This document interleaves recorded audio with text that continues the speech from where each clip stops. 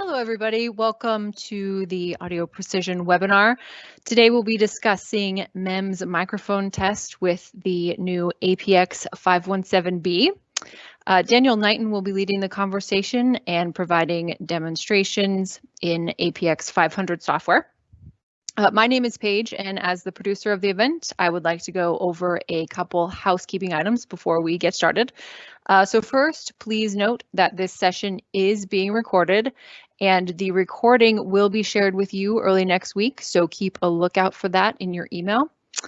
And secondly, we welcome questions during the webinar, so you'll see a chat function on your screen.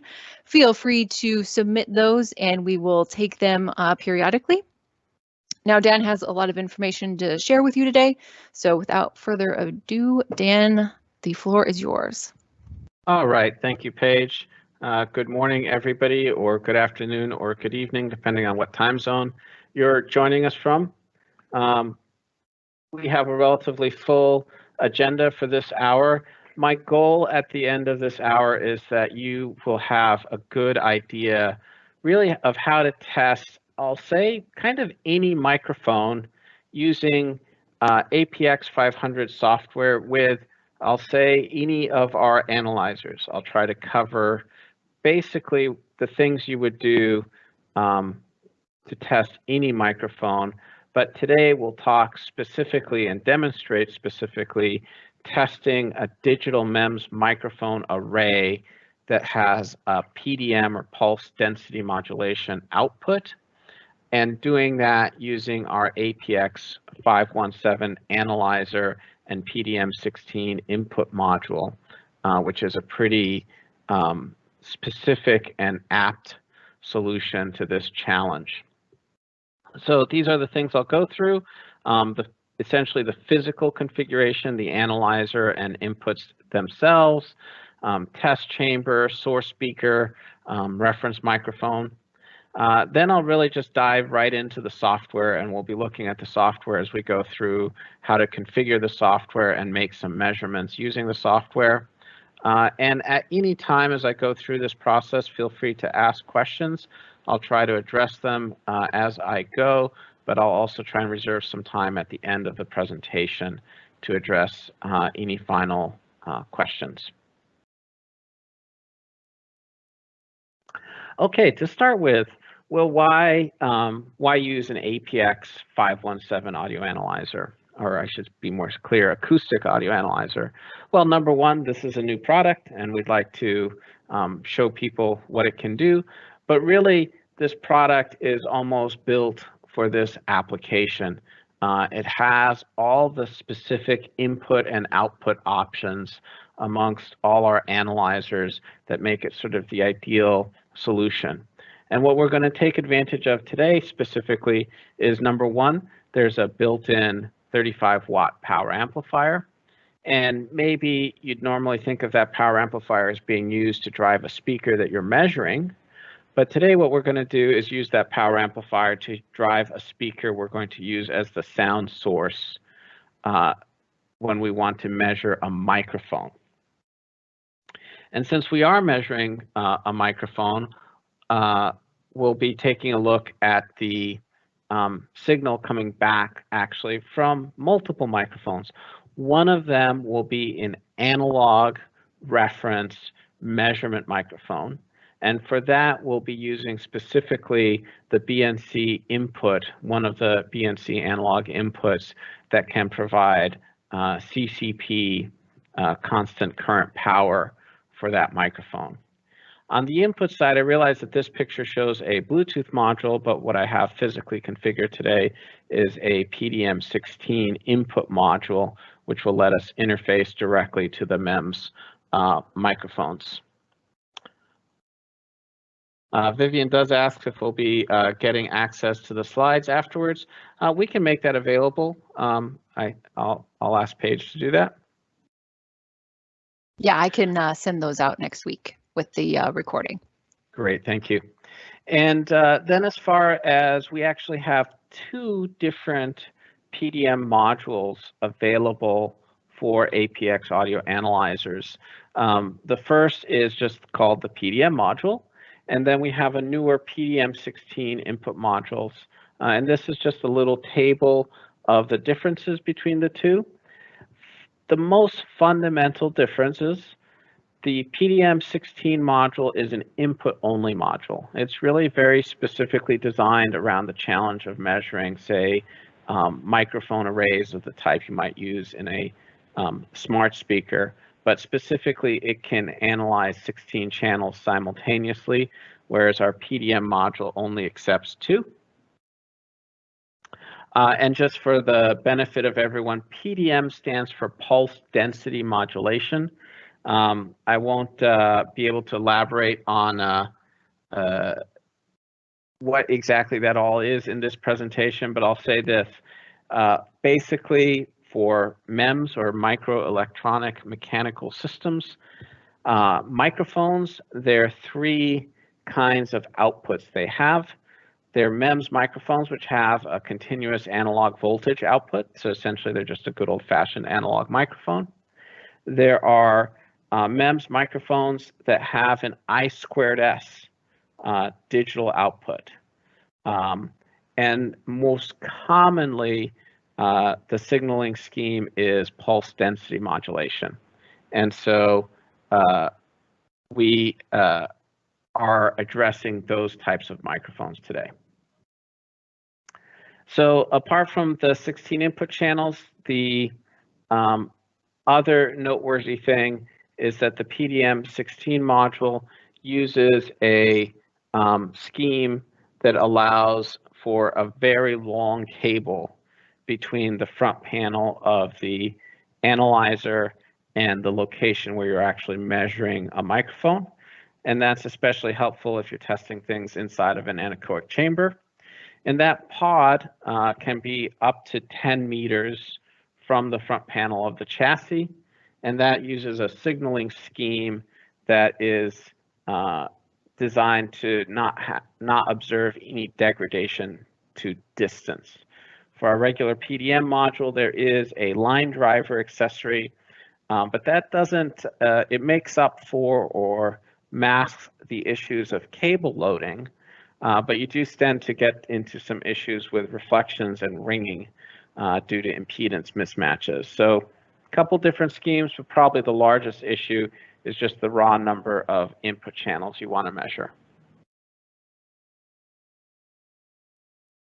Okay, the next part I'd like to talk about is how what's the space where we're going to physically test this system. I'll say the gold standard, and I think what we all wish we had, is a nice, large anechoic chamber, a room without any acoustic reflections, what we would call a free field. That's definitely the ideal. For cost and space constraints, I think most of us do not have access to that. The next, I'll say, maybe best choice would be a anechoic test box, which is really another kind of anechoic chamber. It's just smaller, and therefore the lowest frequency to which it has no reflections is higher. You know, I think what's probably understood by most of you is that the bigger the anechoic chamber, physically bigger, the lower the lowest frequency at which it doesn't have any internal reflections. So a test box can be a good solution because we can have a relatively small test box if, say, we're only interested in frequencies above 400 hertz. There's a direct relationship there. Now, for the demonstration today, I will actually be taking advantage of, well, what I like to call a half space test solution. So that's a fancy way of saying I've put this little circuit board, which is a MEMS microphone array evaluation board on a tabletop. And what's nice about that is that the tabletop is roughly geometrically flat, And in this case, what it means is the reflections from the tabletop itself occur at exactly the same time as the primary signal. And so I sort of don't see them. I don't get a diffraction effect, if you will. And I'm going to use an analog measurement mic that's aligned fairly close with the number 1 microphone in the array.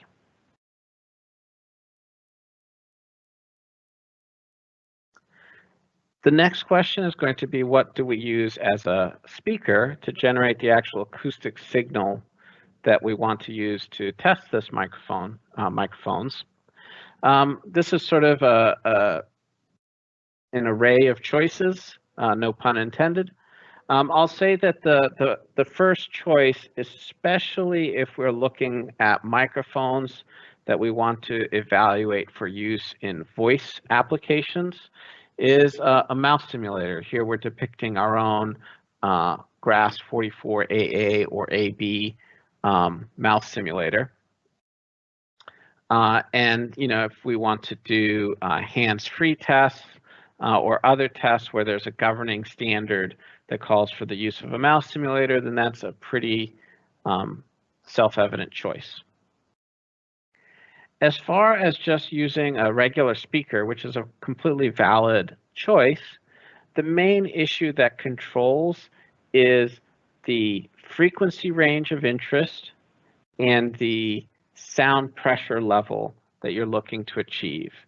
By the frequency range of interest, I mean if you want to measure the frequency response of a microphone from 20 hertz to 20 kilohertz, well, it can be equalized, but you can't equalize from 0.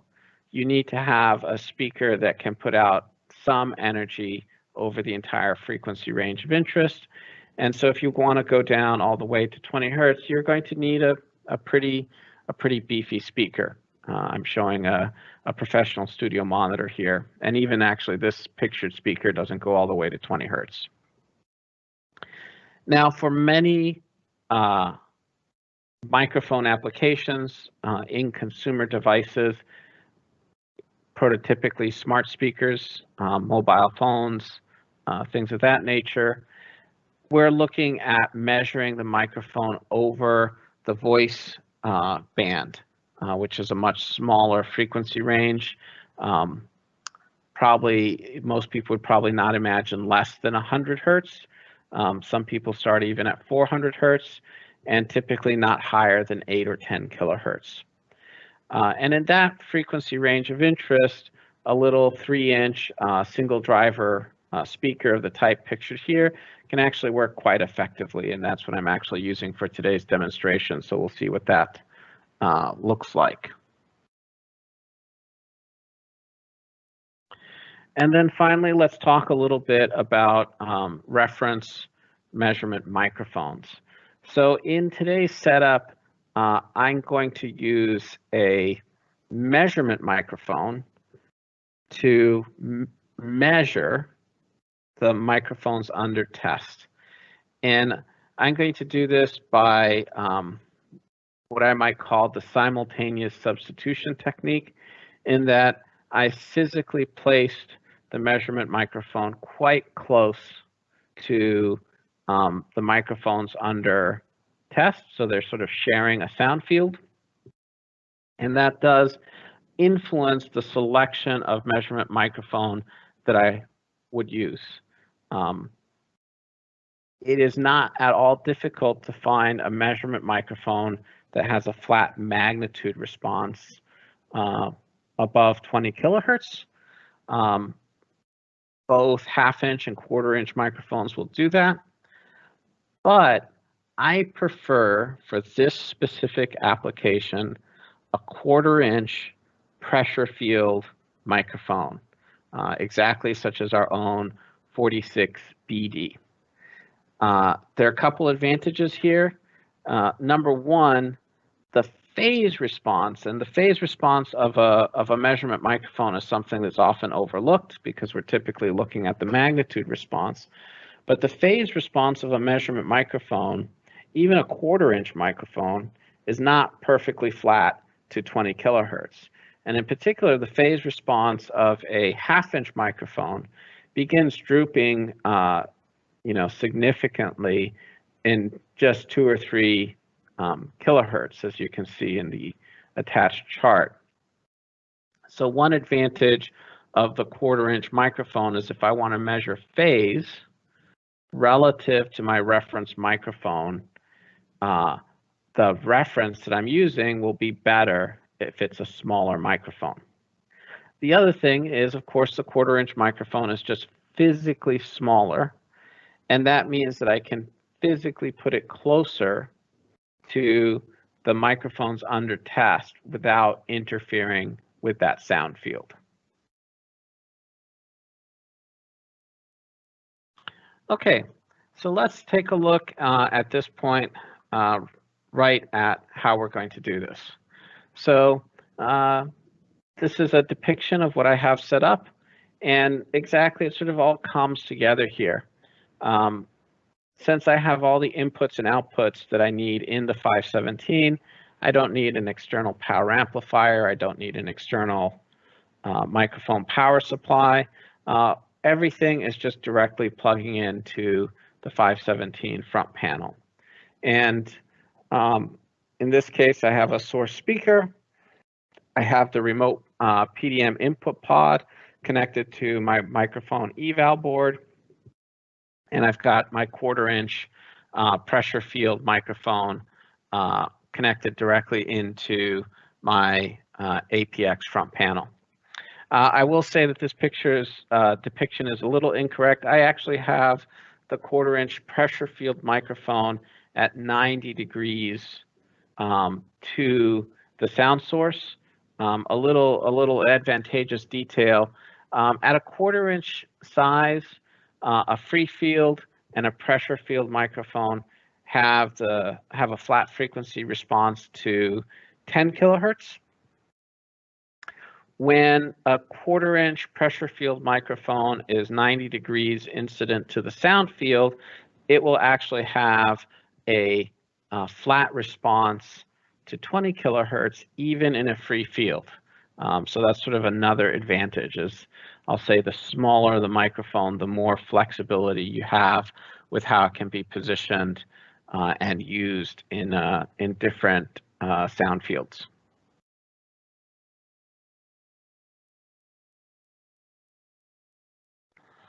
Okay, so just jumping over to the software.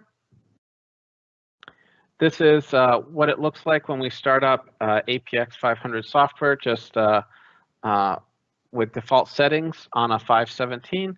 And let's just go through how we're going to configure for this set of measurements. On the output side, I am going to use the power amplifier. There are 2 outputs on a 517's power amplifier, but it is a single channel or mono power amplifier. It's just conveniently, I could potentially have 2 different test stations connected and switch between them. In this case, I'm just have that speaker connected to output A. I'm going to use it in acoustic mode. That is to say, I want to be able to set my output signal level in dBSPL. In just a second, we'll calibrate that. For input 1, I'm going to use the microphone input. I have just 1 channel. I'm going to have that. I'd like to see that in acoustic units, so I'll select that. The input is unbalanced, or the BNC input. And I do need to provide CCP or constant current to this microphone. It is a 4 milliamp source. I could also potentially select 10 milliamps if I had a CCP device that required that. I'll turn on the power to the microphone. And now I'll go ahead. I'm actually, like so many of us, working from home right now, and I'm remote controlling a system in our office. And so unfortunately, I'm not physically there to put a calibrator, an acoustic calibrator on the microphone. So instead, I'm going to take advantage of the fact that we can directly read the calibration data from the microphone via the TEDS, or Transducer Electronic Data Sheet System. So that reads that out directly. The last time this was calibrated, it had a sensitivity of 1.36 millivolts per Pascal. I'll go ahead and set that sensitivity. And now immediately I'm just reading the ambient noise in our test environment. I'm going to go ahead and open up the verify connections, and I'm just going to turn on the signal generator and verify that there is a signal. And I am looking at a signal at 1 kilohertz being captured by my reference microphone from the speaker. So that's all working. And next, what I want to do is actually calibrate the speaker. I've gotten kind of lucky here. The sensitivity of this speaker is so close to our default sensitivity that it almost looks like I already calibrated it, having set the signal generator to 80 dBSPL, and I'm measuring, 81.5 dBSPL. But I'll go ahead to References, my acoustic output references, and I'm going to set my acoustic output level. I'm going to target 94 dBSPL, or almost exactly 1 Pascal, just as a handy reference point. And I'm going to ask the system to find the generator value that gives us that sound pressure level at the measured test point automatically.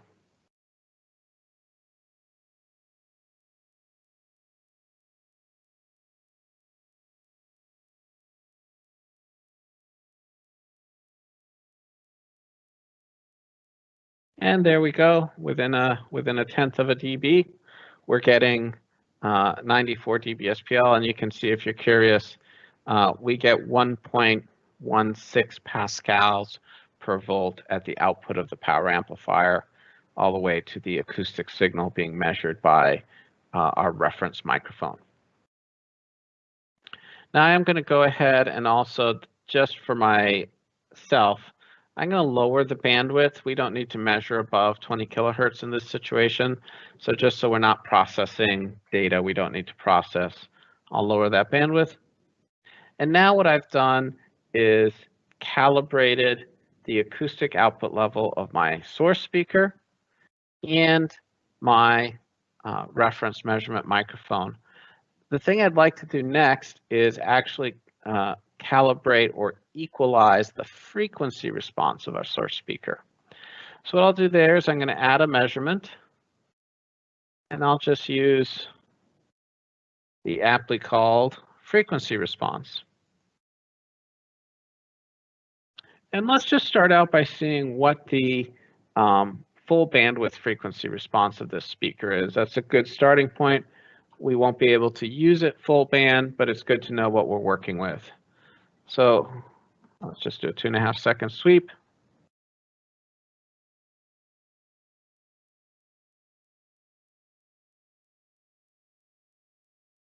So you can see at 1 kilohertz, we're at 94 dBSPL, and overall, this is not a bad speaker at all.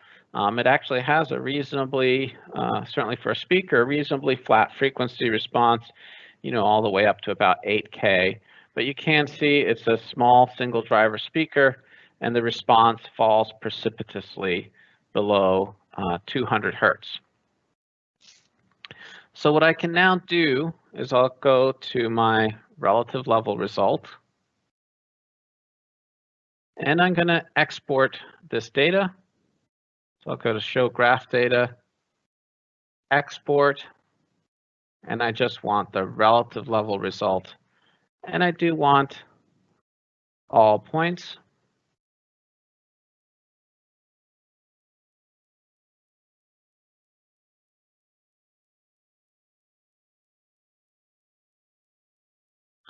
Okay, and now what I can do is go to my EQ function. I'll say I want to apply a relative EQ, and I'll just import my measured frequency response and invert it.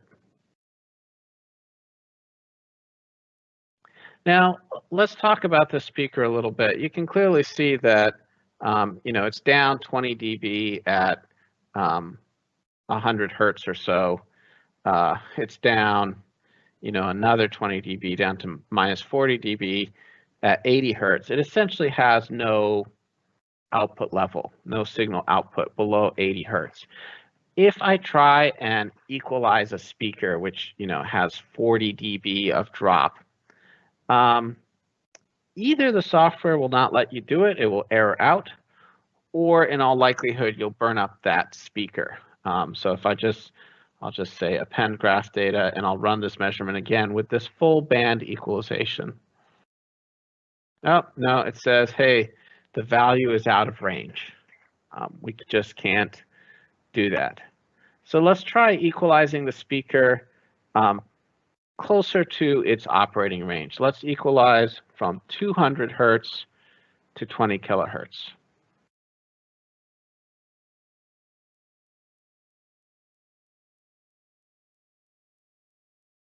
Now, the measurement worked, and you can see in this trace that we've actually gotten a pretty darn good equalization. We've got a nearly flat frequency response from the speaker at the reference measurement position from 200 hertz to 20 kilohertz, and that's what we'll use for the rest of our measurements. So now we've got this system pretty much ready to start making some measurements, in the sense we've calibrated our signal source, the speaker. We've got our measurement microphone all set up and going. So now let's go back to signal path setup and take a look at our PDM mics. One of the features that we added in APX 6.0 is you now have two input tabs. In older versions of APX software, you could only have one input module active at a time. In version 6 software, you can now have two input modules. So on input 2, I'm going to go ahead and select PDM16 as my input. And I'm going to turn on its clock output and its VDD output. And now in my input signal monitors, you can see I have two sets of results. One is the FFT of just our reference measurement microphone, and the other is the FFT on all 16 MEMS microphones. I'll go ahead, go back to verify connections, and let's just turn on the signal generator. And you can see I now get signal on both the measurement microphone and my MEMS microphones. And if I was curious, I could look at the time domain signal monitor. This one is sort of cute because here you can see the phase offsets of all 16 MEMS microphones due to their different physical positions relative to the sound source.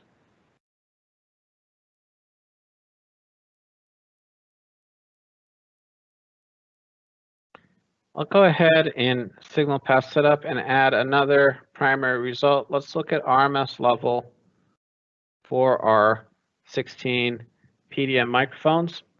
And this is quite useful because since I have calibrated my source speaker at the reference position, so at the reference position I have a sound pressure of 94 dB/SPL, I can actually read the sensitivity right here.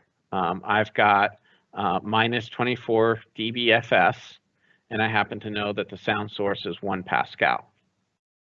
So this is minus 24 dBFS per Pascal. Now I am reading some different sensitivities on the other microphones, and those are generally trending down. There is a little bit of ambiguity here.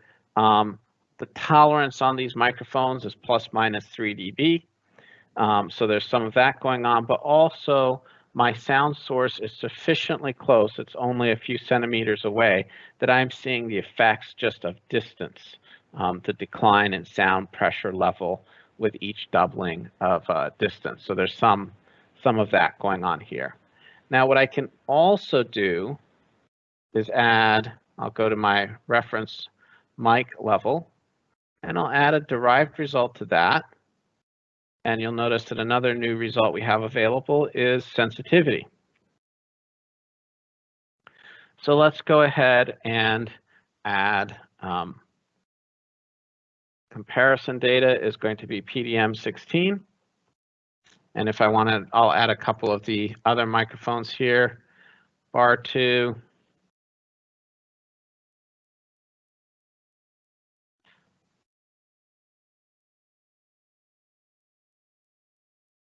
Just for fun. I could add all 16, but as you imagine, it can get a little tedious, and I don't want to make everybody wait through while I do that.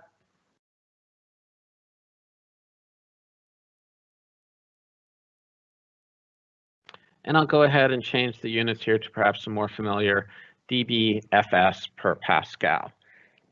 What's handy about this sensitivity measurement, which is actually really a ratio, right? What I've having the software do is calculate the ratio between the measured level at the reference microphone and the measured level of my PDM microphones, is it's really independent of the sound source. So for example, let's crank our sound source down a little bit. You'll notice now we're measuring 80 dBSPL at the reference microphone, and minus 38 dBFS at the number 1 MEMS microphone. But of course, the ratio between the two remains constant. We'll take advantage of this sort of, I'll say, natural cancellation of the source speaker when we measure frequency response.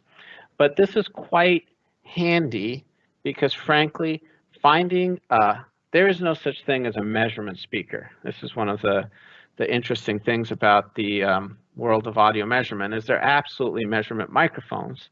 And a measurement microphone is a microphone like anything, like any other microphone, but the key property is that it has a flat frequency response. There are speakers that have better and worse frequency responses, but in fact, the speaker's frequency response is a direct interaction with its environment. So there is no such thing as a speaker that has a universally flat frequency response. And so frankly, what this does is it takes the speaker out of the equation, literally, if you will.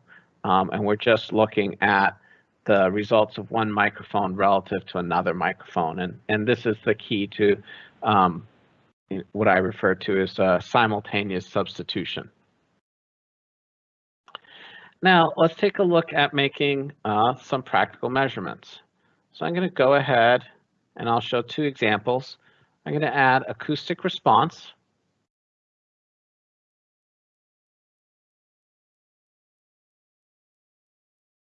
And you'll notice that this now has results for both inputs.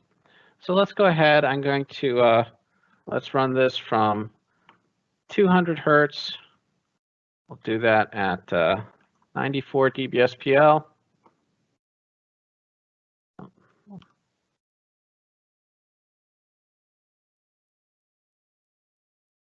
And let's apply our equalization, though I'll show you what we get when we don't do that.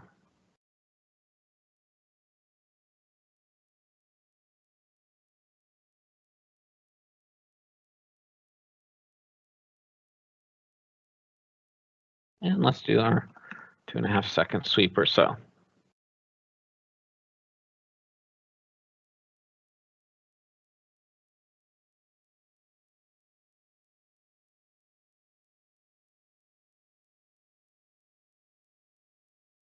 Okay, so we have the impulse response of our reference microphone.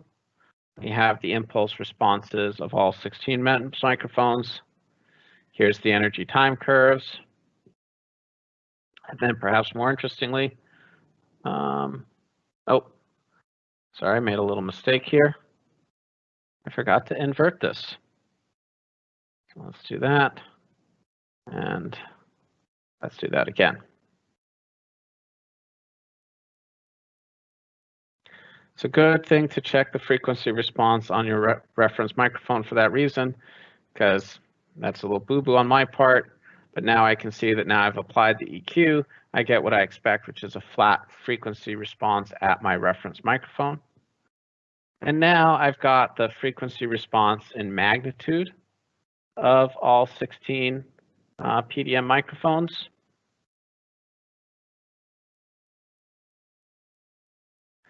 Perhaps more interestingly, here's the delay of all 16 microphones. And you can actually see two things here that are a little bit interesting. The first is what we expect, which is that the delay increases as the microphones at the back of the array relative to the signal source are further away. The other thing is actually there's a little defect on this board. The data lines were inverted. So the data line for microphone number 1 is actually reversed with its paired microphone in MEMS. In the typical PDM signaling scheme, every one data line is shared between 2 microphones. So you can see this little ripple through of the inversion. So it's actually, so the physical microphone number 1, its data is actually coming through on channel 2. That's what happened there. We can look at the phase response, and let's start off by looking at the phase response of our reference microphone. And here's, a classic linear phase response where we're looking really just at the delay or the time of flight from the speaker to that microphone. Here's the phase response of the 16.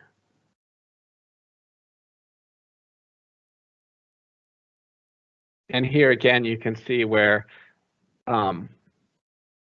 channel 2 is ahead in phase of channel 1, and that's because of that little design defect with the data lines on the board being screwed up. And we have all the other results, but those are probably the most material results for our purposes. And again, since I have measured, since I have calibrated the sound source to give us 1 Pascal at the reference position, I could, in theory, directly measure, the sensitivity right here, right? These are particularly, if we look at channel 2, right? That is channel 2 is where the reference microphone is parallel to or aligned to. So I can see, oh yeah, I'm getting right about minus 26 or 25 dBFS per Pascal. But I can actually do the same trick I showed you with the Rms level meter result. I'll take this guy, I'll add a derived result. I'll select sensitivity. Reference data will be PDM-16. Yep. And let's again just add a couple more for fun.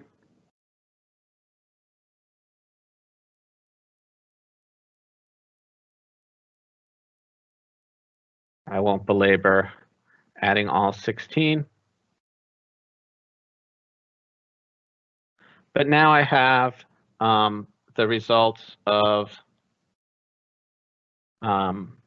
all of these microphones relative to the reference microphone. And again, I have the benefit, let me put this in dBFS per Pascal.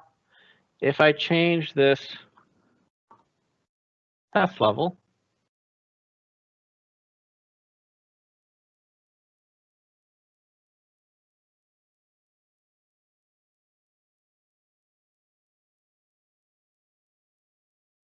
the ratio is the same. And let me go even a step further. I'll go ahead and disable equalization.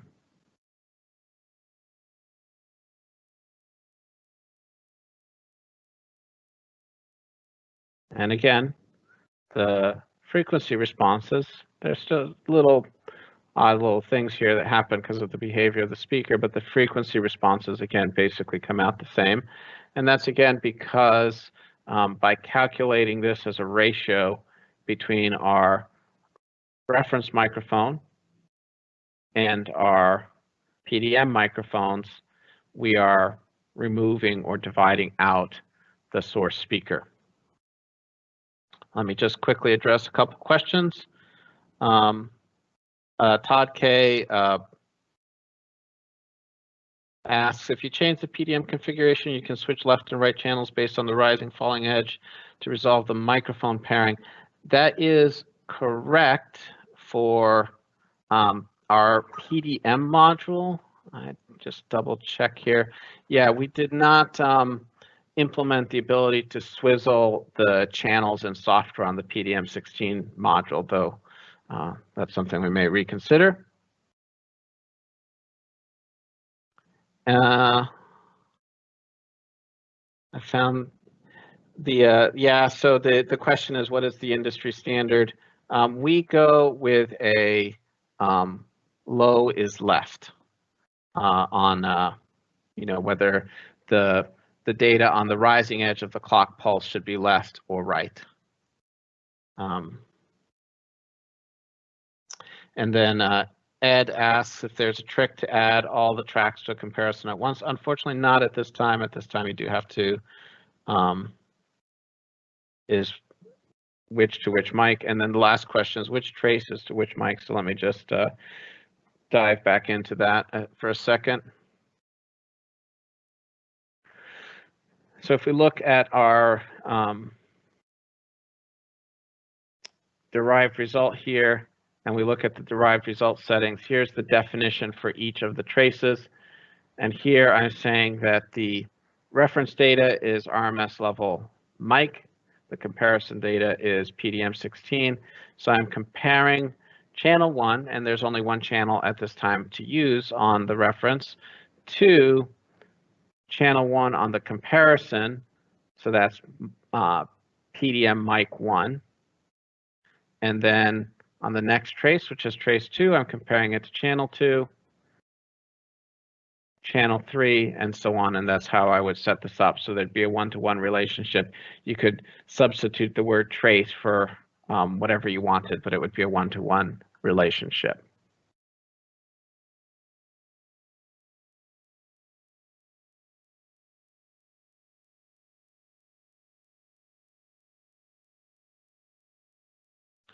Okay, I'm going to show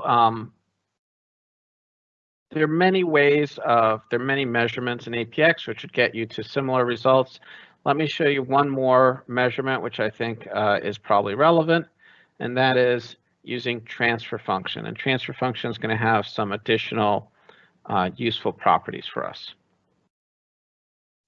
So in transfer function, we're going to calculate the response of, well, response is probably the wrong word. We're going to calculate the transfer function between two signals. And this is an old school technique. It's been around for a while. We added it to APX software recently, but it's not a new thing. And I'll just, I guess, gloss over this a little bit. But for our purposes, for measurement purposes, the nice thing about transfer function is most measurement techniques in the world, most audio measurement techniques in the world, are based on testing devices with a sine wave. There's all kinds of good reasons for doing that. The downside of doing that, particularly when we're measuring microphones, and particularly when we're measuring microphones that are going to be used in a voice application, is that very often the device may be doing some active signal processing and will have a non-linear response to a sine wave. In fact, to put it in short, many voice processing systems try to cancel sine waves. It's not human speech. It's not a desirable signal. The advantage of transfer function is that we can make measurements, frankly, using any signal we want. That signal can, as long as it has energy in the frequency range of interest, we can use it to make our measurement. So what I'm going to do here is actually I'm going to set up our transfer function, and we're going to measure using a speech signal, just a wave file of speech.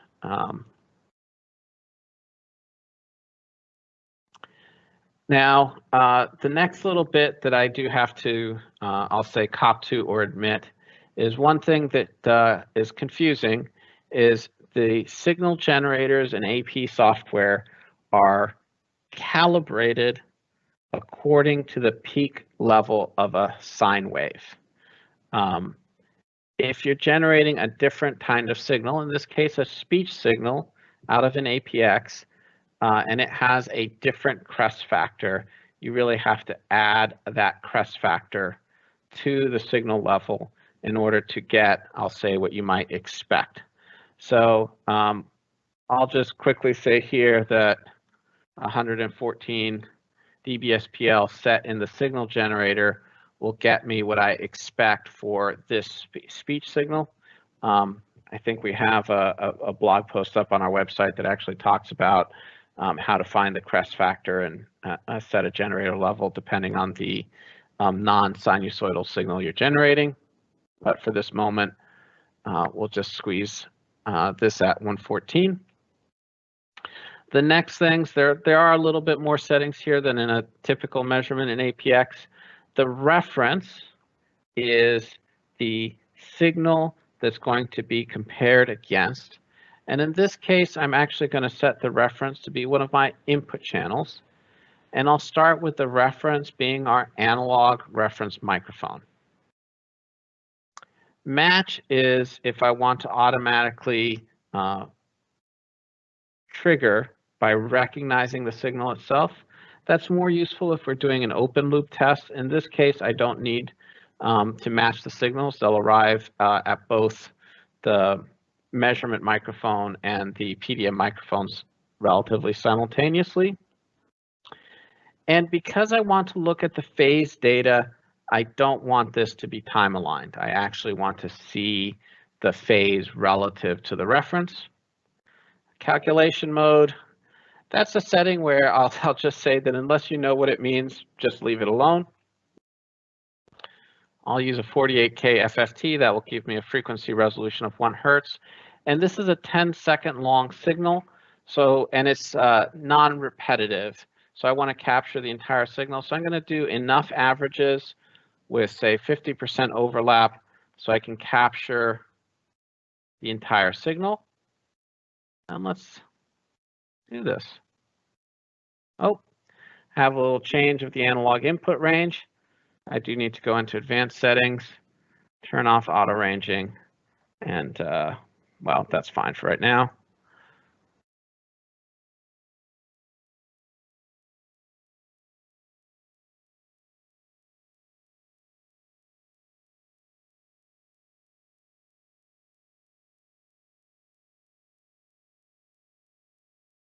Now we do have a lot of results in transfer function, and approximately half of them are redundant because they're showing the transfer function between the signal and the signal itself. So for example, this result is the magnitude spectrum, the frequency response function between the mic and really the mic itself, since that's what I've chosen as the reference. We're not interested in that so much, but here we have the frequency response function between the PDM-16 inputs, all 16 PDM mics, and our reference microphone. And you'll notice, number one, this is going from 20 Hertz to 20 kilohertz. It's full range. And these responses at low and high frequency look a little bit janky. So actually, one result that I almost always like to look at first in transfer function is the coherence. And the coherence is kind of exactly what it sounds like. It is the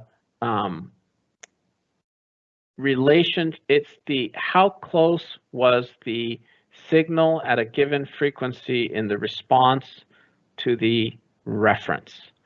And one of the things to be aware of is that the speech signal I'm using, it's a human speaker. So it doesn't have energy at all frequencies. In particular, it doesn't have energy at very low frequency, and it doesn't have energy at very high frequency. So in this range, starting at maybe 150 Hertz, all the way to between 8 and 10 kilohertz, that's where I have strong coherence. That's where there was energy in the signal at the relevant frequency. And that's the range in which my measurement results are valid. And so that's definitely something to be aware of when doing transfer function. And in fact, one reason why we often use noise is if we use broadband noise, that's going to have energy at all frequencies across the spectrum. And so here you can see, well, we have energy all the way up to 20 kilohertz, and we don't have it at low frequency because that's frankly the limitations of our speaker, but we have coherence all the way up.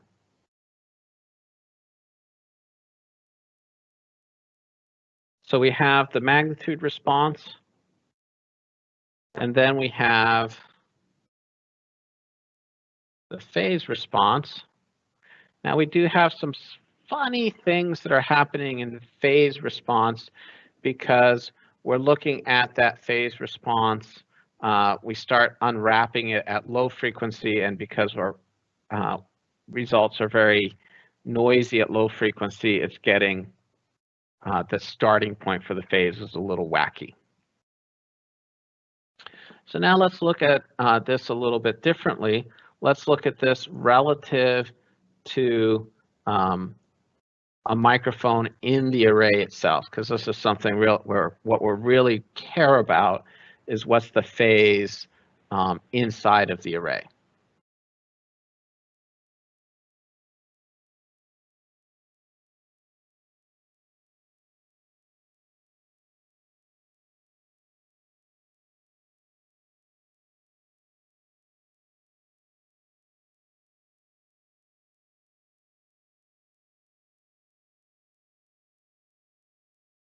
And so now we see sort of a much something very close to actually the ideal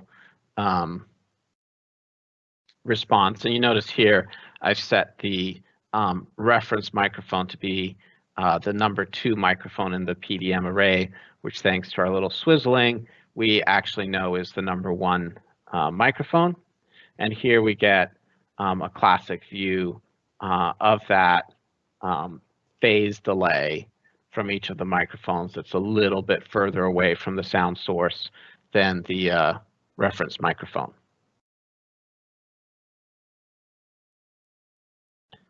Okay, so let me just try and address some of our questions in the last few minutes. Okay, so first, a question of, well, let me actually go backwards first. So question about what overlap is and what it means. So let's look at the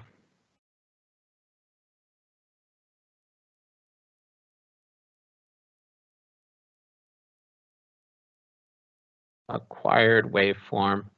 And let's just go back to our speech signal.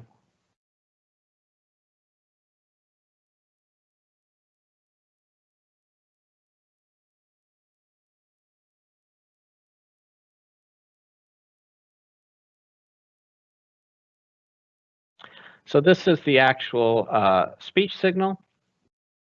And what you can see is, human speech is not at all like a sine wave. It varies quite significantly in time. It's not a steady state signal. And typically, the thing to do with a non-repeating signal is to apply an FFT window. And the thing we have to be aware of when we apply an FFT window is that attenuates the beginning and the end of the waveform. And with a non-repeating signal like human speech, well, what happens if there's a feature of interest at the beginning or end of the waveform? It might get attenuated to nothing. So what overlap means is for this particular transfer function, we're actually performing 19 FFTs over this 10-second period of time. And so you can imagine at T0, we start an FFT, and in this case, the FFT captures the first second. The next FFT doesn't start at 1 second. It actually starts at 500 milliseconds. So it contains 50% of the overlapped 50% of the previous acquisitions data is included. So that's the overlap, as these FFTs are overlapped over each other. As to the question of, hey, well, why 50%? Why not 25 or 33 or 67 or 75%? That is, frankly, a judgment question, and it has to do with, well, how discontinuous do you think your signal is?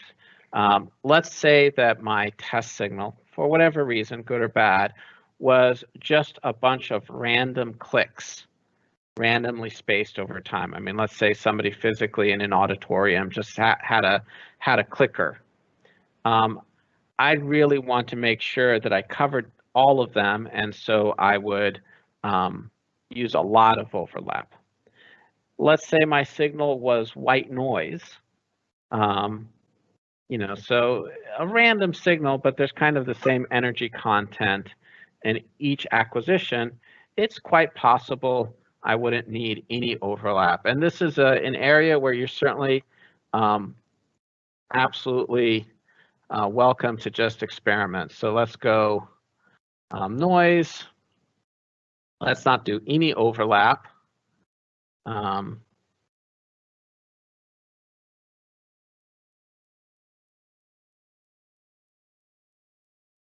Let's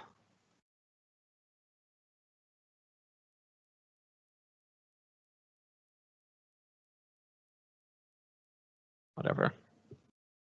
Do that.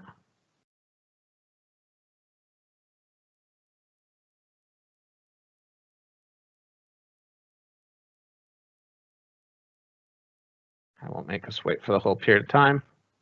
But here, you know, so this is with no overlap, but using white noise. So it's a bit of a experience, or also just trial and error test. And then actually returning to an earlier question, so how does this work in sequence mode? I'll just go ahead, or bench mode.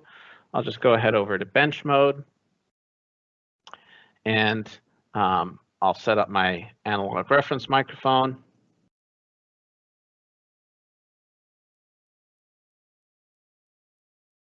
And then I'll go ahead and set up my PDM-16.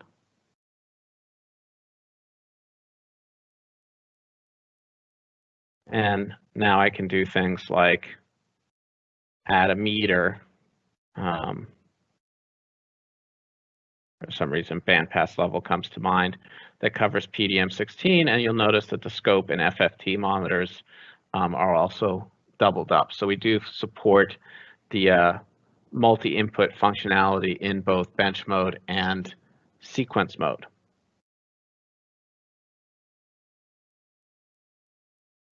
And then another question, do you have a hookup recommendation for analog MEMS mics measurements, especially for good noise floor?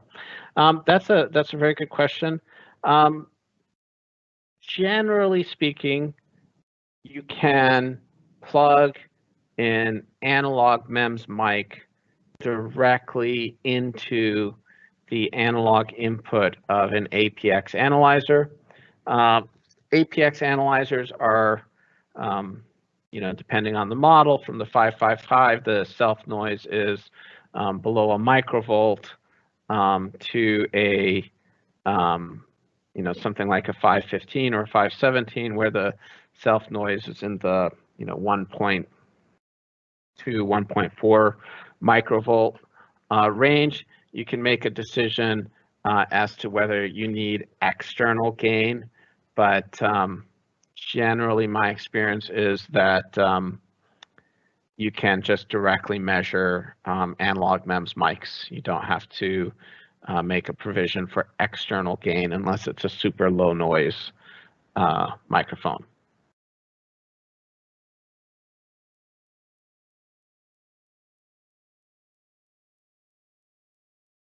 Okay, So I've basically used up all of our time. We're a couple minutes over, but I'd be happy to entertain any additional questions, or if there's anything you would like to see. And of course, we are also available via all our normal tech support channels and our field staff. So always please feel free to contact us with any questions you have. But if anybody has any additional questions, feel free to submit them now. Excellent. And everybody, there is a chat window. You can go ahead and submit your questions via the chat. While we wait to see if we have any other questions today, I just wanted to let you know about, and Dan already mentioned this, the Audio Precision blog. So if you go to www.ap.com/blog, we regularly publish great content on there about all things audio test and measurement. And we'll be posting in the next couple weeks a review blog post on this webinar. So if you want to learn more, be sure to check that out as well. And of course, I'll be sending an email next week with a link to the recording of this session as well.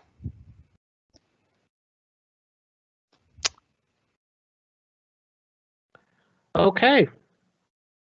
Well, I would like to thank everybody for your time.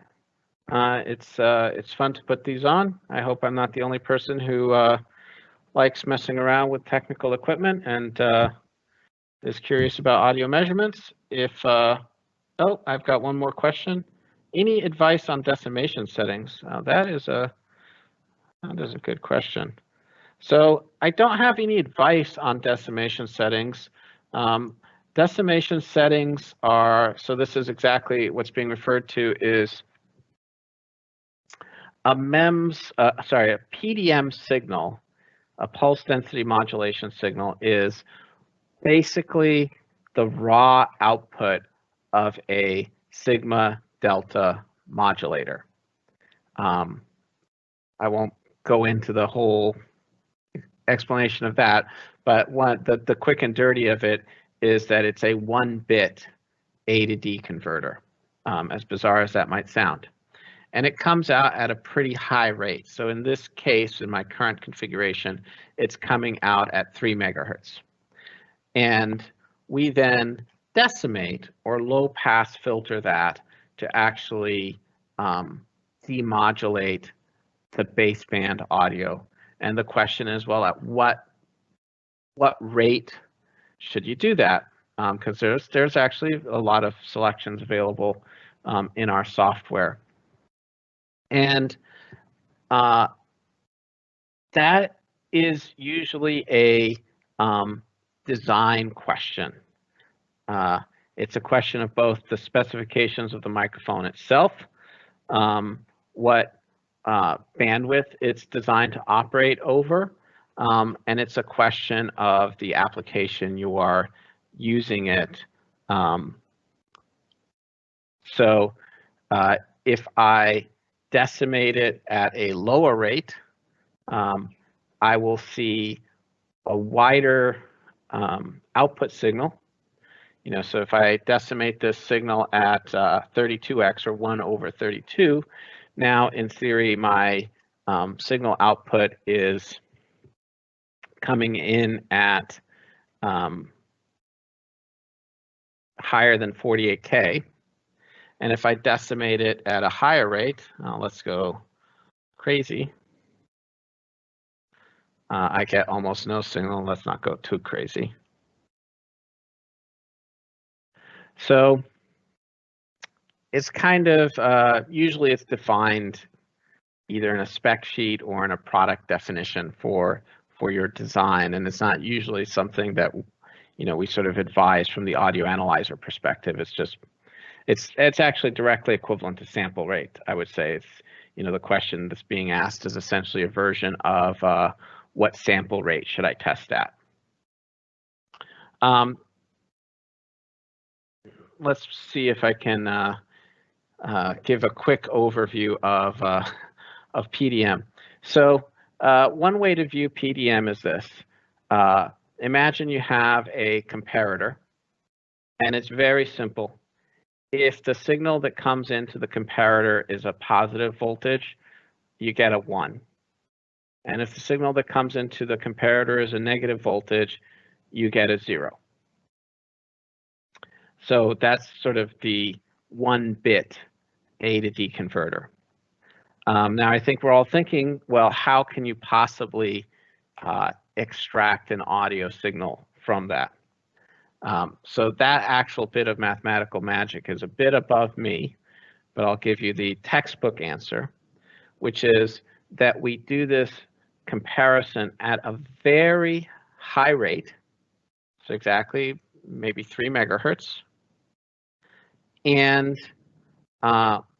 we have a mathematical algorithm, a set of feedback and feed-forward loops that push the quantization noise produced by that up above the frequency range of interest, or the audio band, for our applications.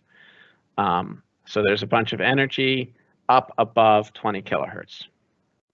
So the way we extract the audio from a PDM bit stream is actually pretty straightforward. The creation of a PDM bit stream, I'll go ahead and just say that that's black magic. The way you use a 1-bit converter and modulate it and push the quantization noise out of the baseband and all of that, that is beyond my ken. But the way we get audio back out of a PDM signal is actually very simple. All the noise is above 20 kilohertz. So we just have to low pass filter and sample rate convert the signal. So we'll take a 3 megahertz signal, low pass filter it, that is, remove all the energy above our frequency range of interest, 20 kilohertz, and then we sample rate convert the 3 megahertz to, say, 48 kilohertz. That's how we get back to an audio signal.